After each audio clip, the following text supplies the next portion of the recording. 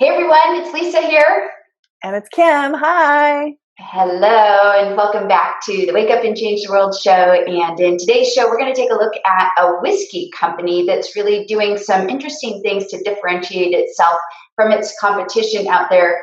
And then what we want to do is just break down what they're doing and see, how can we be applying those things to our business. But before we get into that, we want to start out with a segment that we have called Karma Kudos. And our Karma Kudos segment is where we take a moment to recognize organizations, companies, or people whose work in the world is contributing to the awakening of human and social potential and evolving public culture. So, drum roll. Kim, who does these Karma Kudos go to?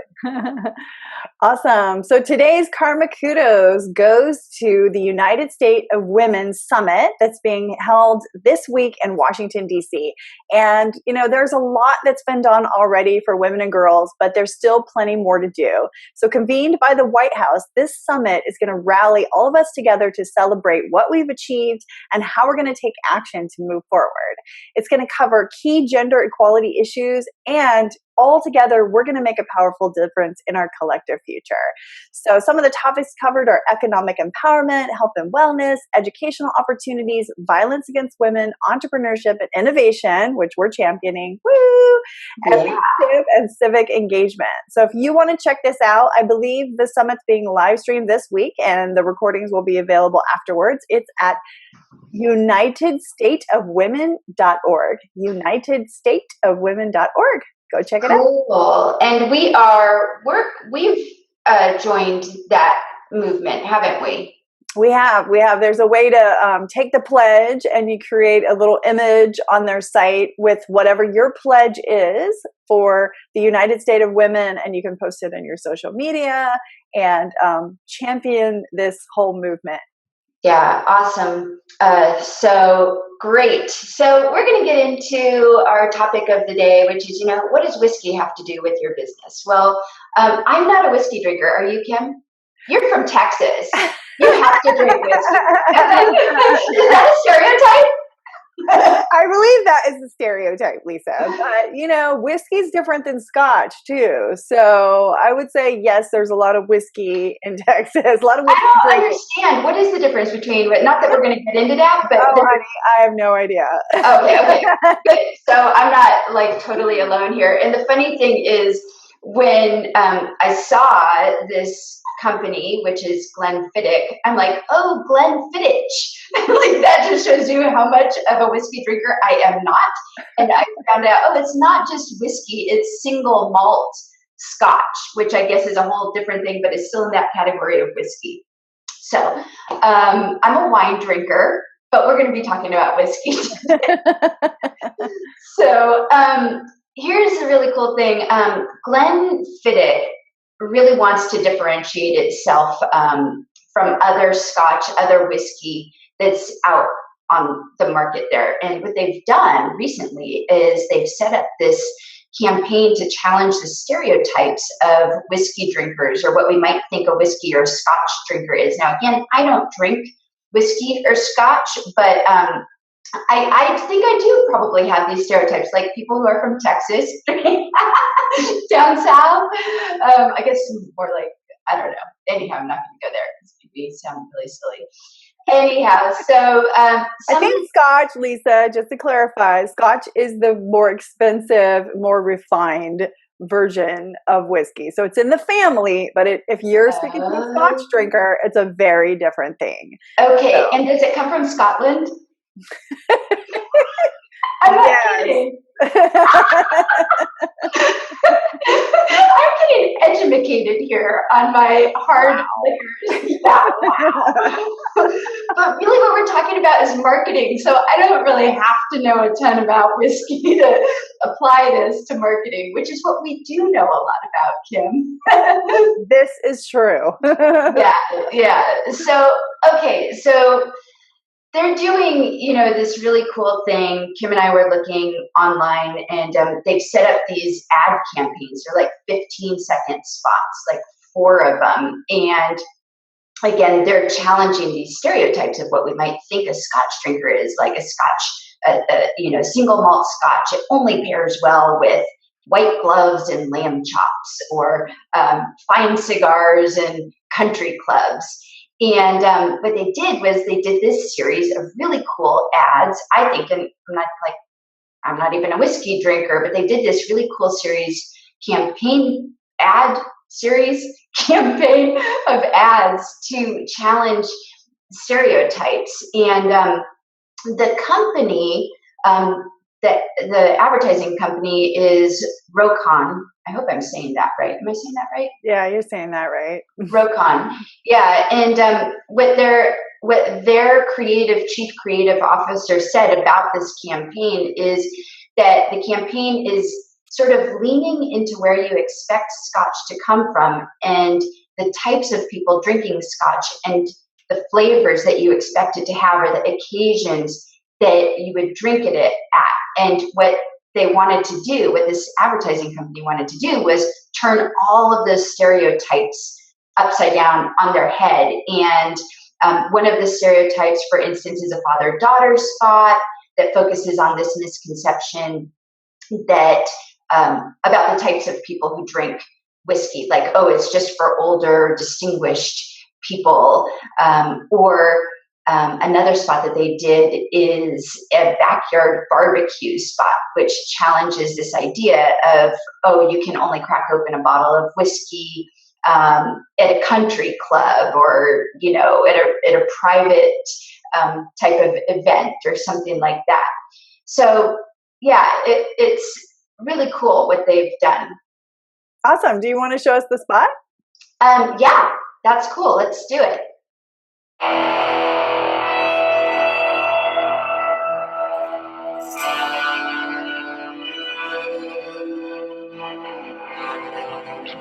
Think America's next big whiskey is from Kentucky?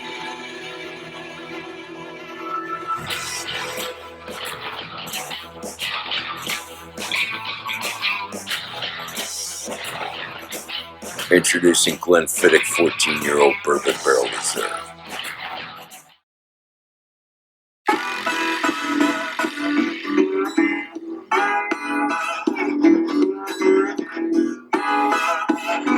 Think it'd be nice if Dad looked up to you for a change?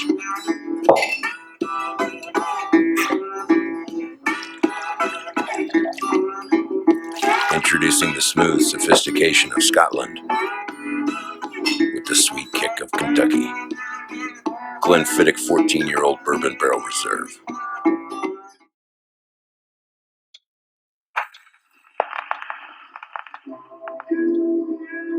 Think vanilla, brown sugar, and apple, or flavors found only in Aunt Evie's cobbler?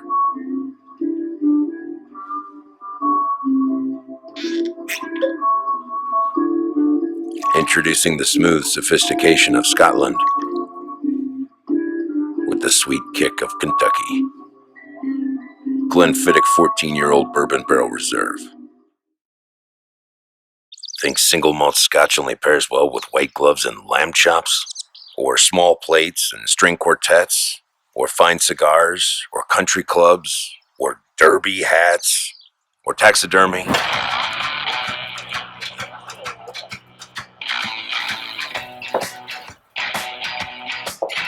Introducing the smooth sophistication of Scotland with the sweet kick of Kentucky. Glenfiddich 14-year-old Bourbon Barrel Reserve. Okay, so we're going to take a short little commercial break here for a second and let you know this show is sponsored by Wake Up and Change the World, an online marketing consultancy providing purpose-driven strategy and done-with-you training that accelerates the growth of your business online. And every business has a blind spot. Surprise! You do. That's keeping you from being more profitable online. We see this over and over and over again with our clients. So to find out what your blind spot is, your business blind spot, go to mybusinessblindspot.com, discover your business blind spot and exactly what to do about it. Just takes about 26 seconds. All right, now back to the show. Awesome, Kim. So why don't we dive into, like, what does all of this whiskey drinking have to do with our business? Perfect. Oh, Scotch. Sorry, Scotch drinking.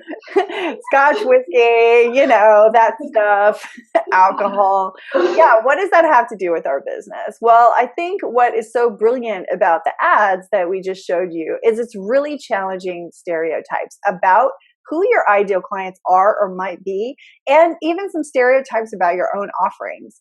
Right? What I offer is only good for this type of people and that type of people.